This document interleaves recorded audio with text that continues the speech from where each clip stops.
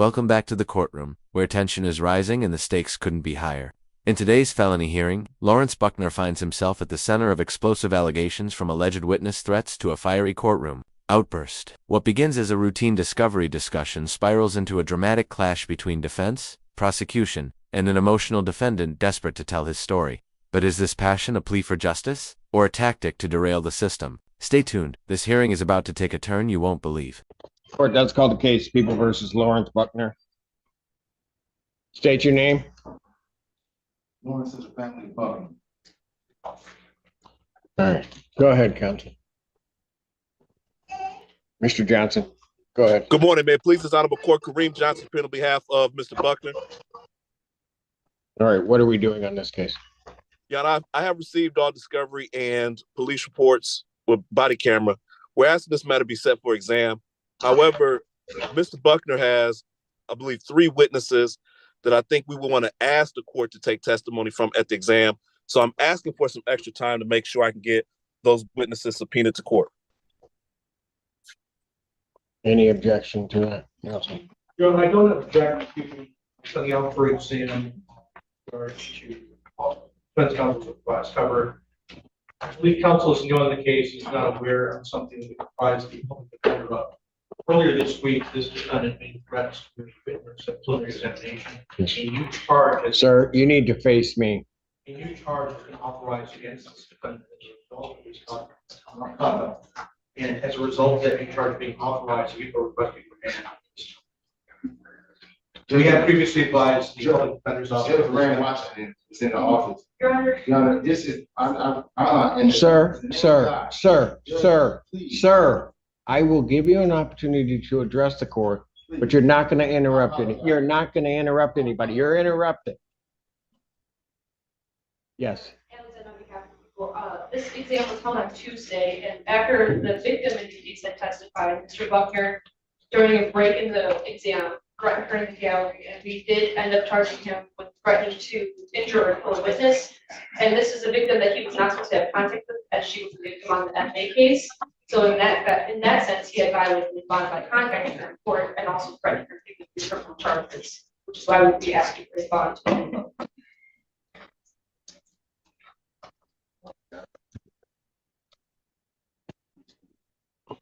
Sir, what did you want to tell me?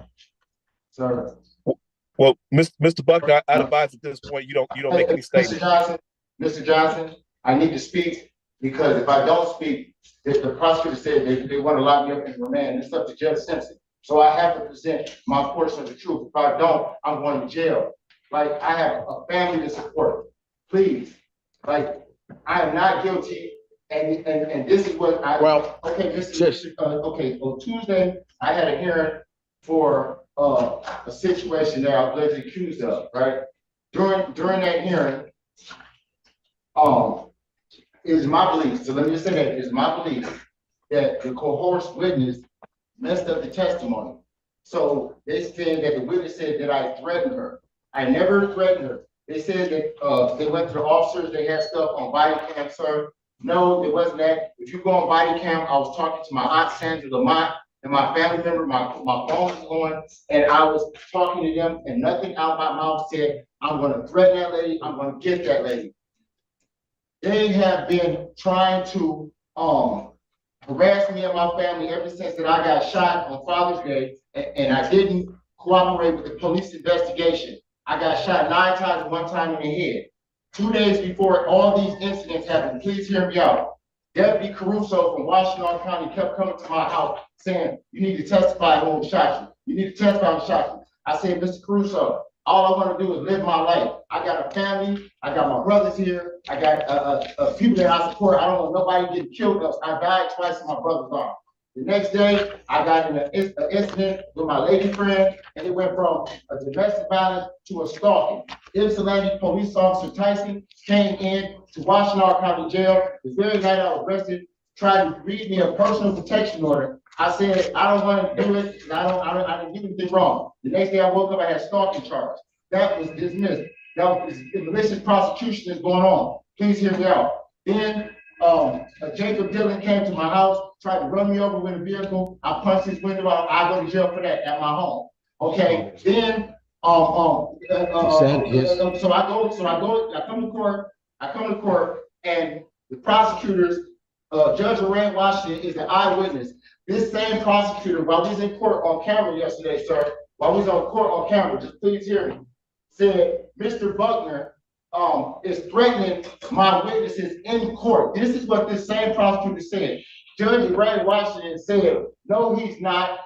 Mr. Buckner is talking to me, and he's not threatening. See, they had already had it out. Hold, stop. There was a video requested. Does the video show anything? Yeah, I haven't had a chance to review it. I just got it this morning. But we were informed immediately after the threat occurred. I and she informed our advocate, and then informed us that it had happened. And then she did a police report, and then we authorized the charges. Your Honor, Hey, just a second, Mr. Johnson. Has the complaint's been authorized? Has it been sworn to? I don't think so yet. It was just authorized this morning at 8 a.m. All right. Yes, Mr. Johnson, go ahead, sir. Your Honor, this was not my case. This was the Public Defender's Office's case. My case was dismissed prior to this case on Tuesday. I have no knowledge of this. I have no discovery on this.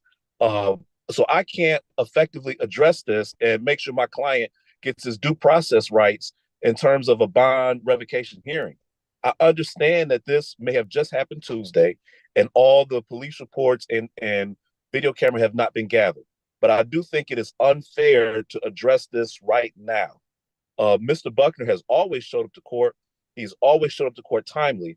I think it's best for the attorney who was present at that hearing to handle this bond violation, especially if that case is still ongoing. I just can't effectively represent Mr. Buckner on a bond violation that I did not know was going to occur this morning right now, Your Honor. Yeah. Mr. Brown, were you there on that?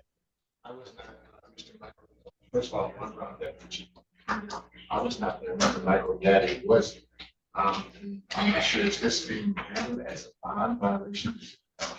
Well, they're asking for revocation of this bond because of new charges, I presume, and the nature of those new charges. So that's what they're asking for. I think a couple of things there, and I don't know what there was a request made for video from this courtroom of that day. We got time narrowed down. You need to take your hands out of your pockets. And the request was made.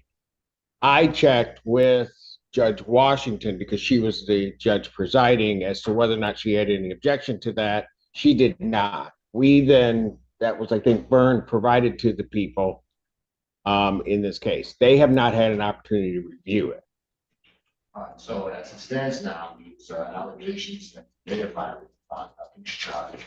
Well, no, it's basically charged. It's authorized at this point. It's just it hasn't come through the system yet. Okay, so here's what I'm going to suggest, and it may not like it, but I think maybe this is the way to do it. The video.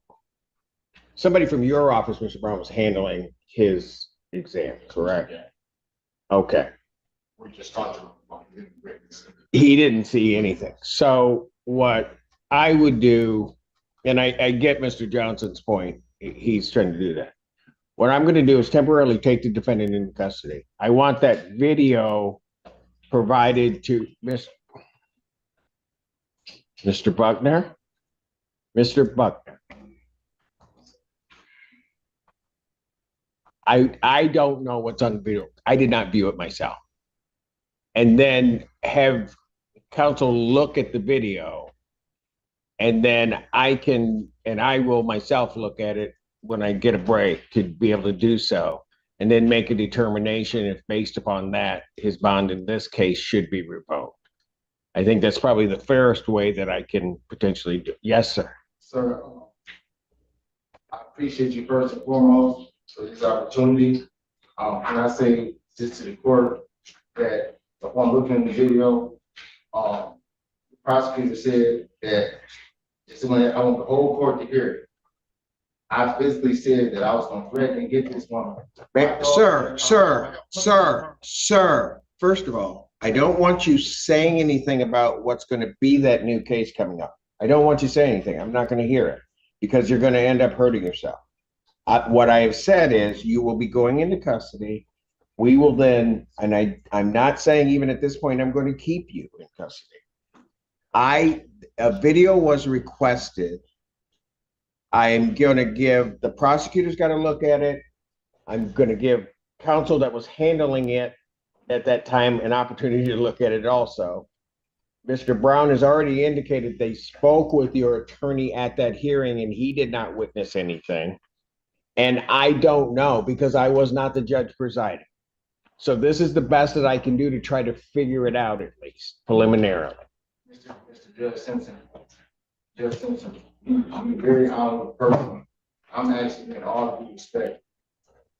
I'm not a flight risk, sir. Sir, I'm not saying that My you dog's in are. the car. My dog's in the car. Is there any way that I can call my brother so he can come? Sir, I'm going to expedite it as best I can to make sure that I can look at it, get you recalled back up and tell you what I'm going to do.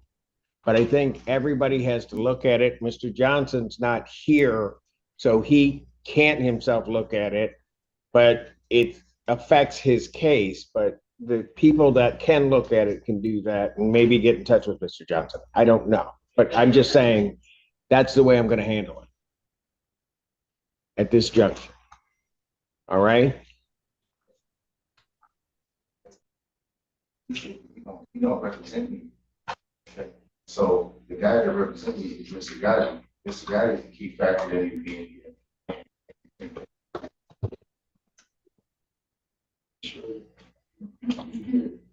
Okay, look, Mr. Buckner, they'll be able to talk to you back there.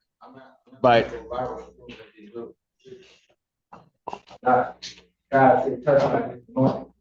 I'll pass the matter. Sir, you need to just quiet down, please. Court does call the case of the people versus Lawrence Buckner. Joseph McMillan, people, Your Honor. Yes, I'm going to do the arraignment. And just to bring you up to date, Mr. Johnson, the new case that we were talking about has actually been, I now have the file and I'm going to conduct the arraignment on that charge. So, all right. I don't know if you were informed of that. All right. Your name, sir? Sir, my name is Lawrence Edward Buckner Jr. All right. You are before the court on a felony complaint, a one-count felony complaint that alleges that on or about April 1st, 2025, at the location of 4133 Washington Avenue, that being the 14A district. This moment is emotionally raw. Buckner, facing up to 15 years for felony witness intimidation, breaks down in court. He's confused, overwhelmed, and desperate, and whether you believe him or not, there's no denying the pressure of the system crashing down. He pleads his innocence while still processing the gravity of the charges. Is this the voice of a man wrongfully accused, or someone realizing the walls are closing in? Court, that you did influence or attempt to influence the testimony at an official proceeding by threatening to kill or injure a person. It's commonly known as witness intimidation, committing a crime threatening to kill or injure. Not asking you, sir, whether or not you believe you did that offense. Do you understand the nature of that charge, sir? Yes, sir. That is a felony. It is punishable by up to 15 years incarceration and or a $25,000 fine plus court costs. Do you understand that?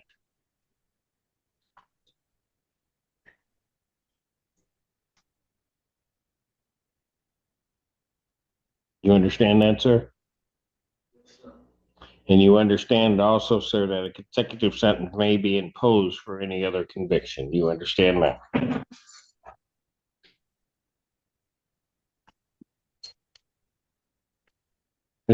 Mr. Buckner, you can sit down while we go through this. All right, sir. I didn't know. I'm sorry. Did you understand that, sir? that a consecutive sentence may be imposed for any other conviction.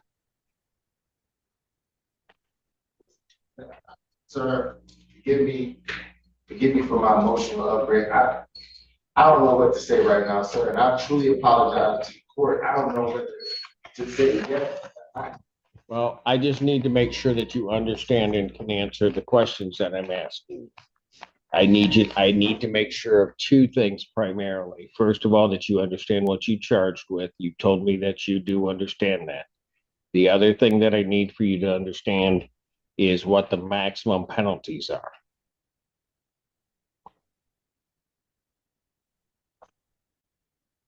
Miss.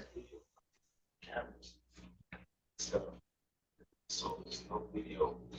You may want to mute that. So this is my this is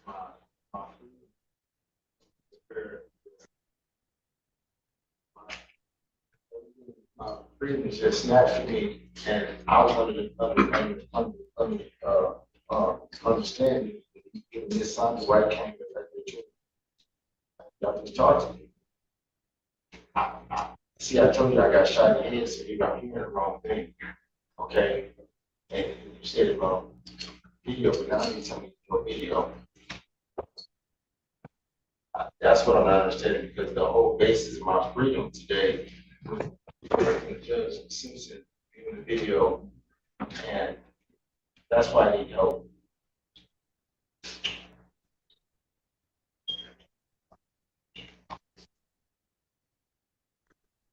Oh, what charge is this?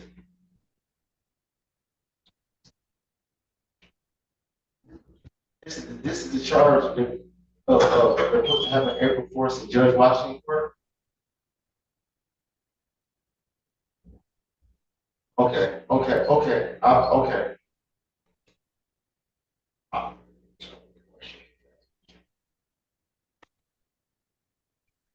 Potential.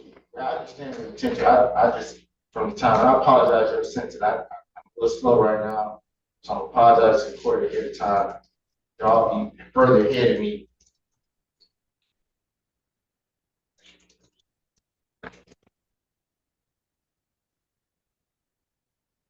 Second to original charge. Second to original charge. Johnson, Ms. Washington, one bond. Yeah. I understand, Judge. I'm sorry, I don't. Okay, so you understand then the maximum penalties on that charge? Yes, sir. All right. First question I have for you is, do you want to be represented by an attorney on this? It's a public defender case. As to the formal reading, you waive any further formal reading of the complaint, stand in. All right.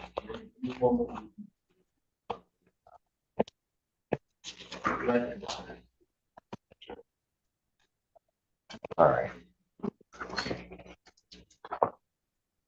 Defendant pleading not guilty, demanding a probable cause hearing.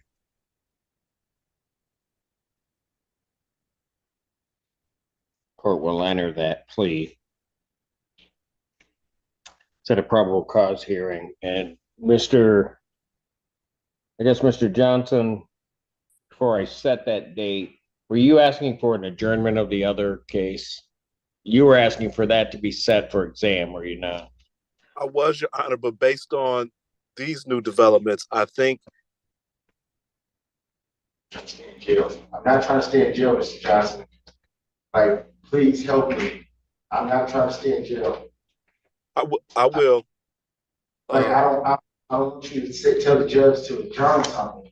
Then I need to be heard on it, and I could find out I did nothing wrong. I need help.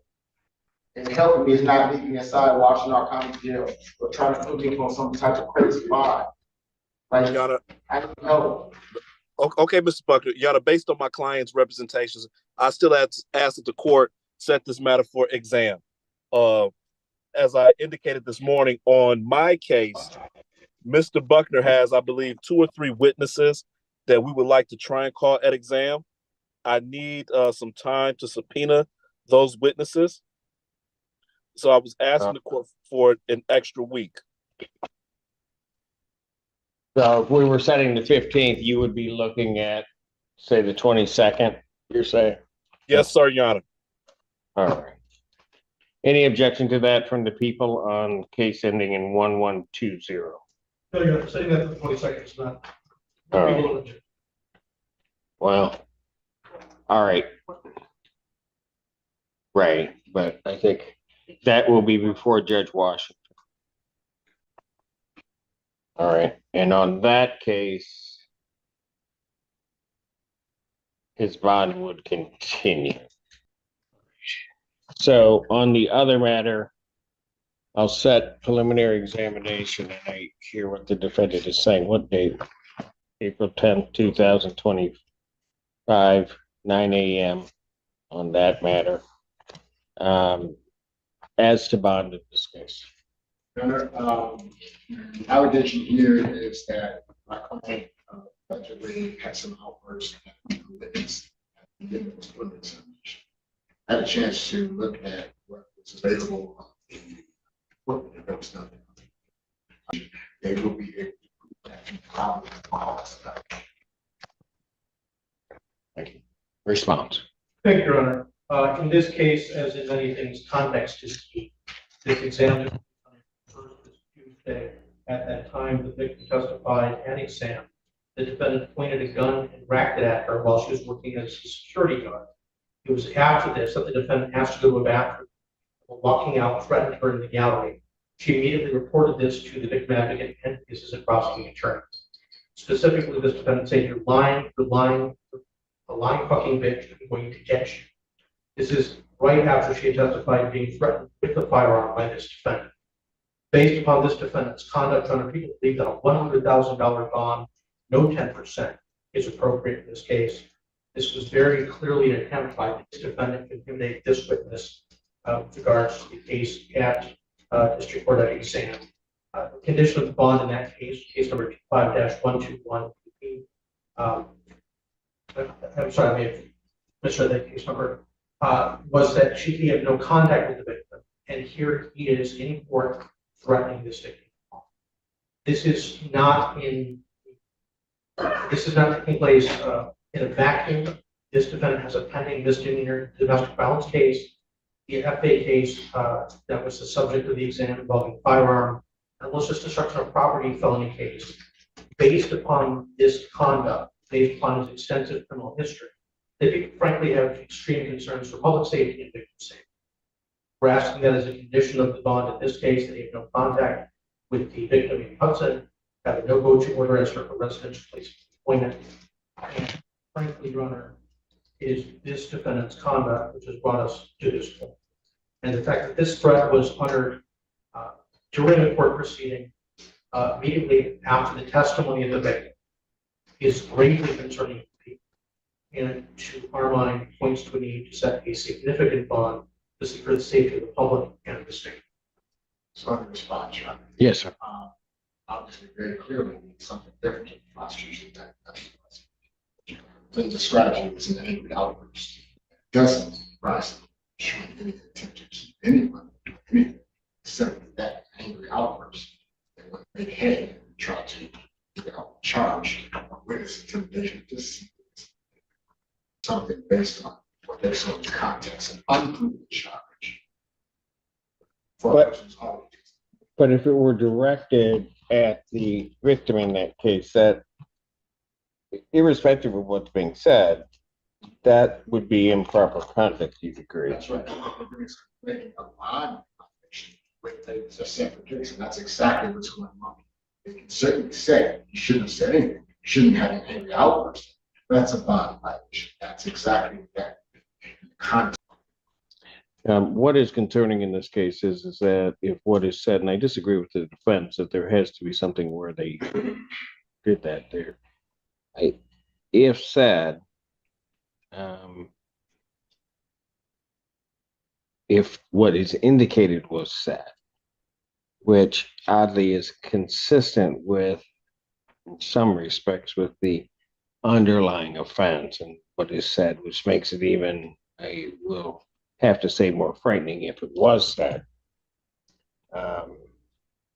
And that it is said during, even at a recess, but during a court proceeding where the defendant knows he is not to have any contact with that particular individual, is highly problematic and something this court cannot tolerate. Should it be that type of individual, in this court's mind, does pose a significant threat to the public in regard to his behavior. I would also indicate that I don't necessarily believe that the defendant is a flight risk, certainly, but I do believe that given everything that the court has heard, he is a significant danger, if not to the public in general, to this one individual. He may be a particular danger. The court is going to set the defendant's monetary amount of his bond at $75,000 cash sure. If the defendant is released, he is to be placed on the GPS home confinement tether. The court may allow, upon petition, his ability to go to work once that's established, but $75,000 on that case. Thank you. It's possibly from Judge Washington. It's probably the same stuff that they charge me for right now. Same stuff that they charge me for right now. A prosecutor told Judge Washington that I was disrespecting and threatening her client inside the jail, inside the courtroom. Judge Washington looked right at her and said, "No, you're not." He looked right at me. So I asked you to talk. Judge Washington could have helped me on this. Because they got me charged on. They got me charged, Judge. And so this thing, right, for me to make one statement, Judge Simpson, I'm charged with making a crime in the courtroom, right, sir? Well, you're charged with intimidating a witness that may have taken place in the courtroom. So. Okay, and sir, this is the time that I got arrested and you sent me back here, the thing that I was trying to work on you was, I mean, the community of people that was helping me, sir, and I know everything I'm saying because you've already made a decision, is that the video inside Judge Washington's courtroom, a Wayne Washington courtroom, was the video that would have proved my innocence. The prosecutor told Judge Washington that I was threatening Amy Hudson while she was giving her testimony on the stand. Amy Hudson was on the stand. Wayne Washington stopped the court immediately and said, "No, he's not. He ain't looked at her, he ain't said to her. He's mumbling things to me, trying to get my attention." This is on camera in Wayne Washington court. So now, how do I help myself, Judge Simpson? Your attorney will be able to get a video of that proceeding. All right, Mr. Buckner, thank you. Hey, Mr. Brown. Yes. This courtroom battle ended with Lawrence Buckner slapped with a $75,000 cash bond, a GPS tether, and new charges of felony witness intimidation. The judge made it clear, public safety and court integrity come first. But the real tension lingers. Was Buckner truly a threat in that courtroom, or a man misjudged in a system stacked against him? If you found this case as shocking as we did, make sure to hit that like button. Share your thoughts in the comments, and don't forget to subscribe for more jaw-dropping courtroom breakdowns. Thank you. No, I don't, but I conditions. Okay. All right.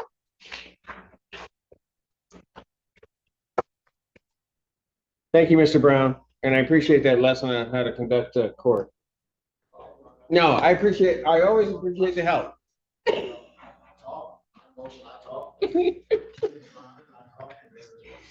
No, well, some places do it that way. I just let people talk. Okay, you know that because you're still doing it. Okay. Have a good evening.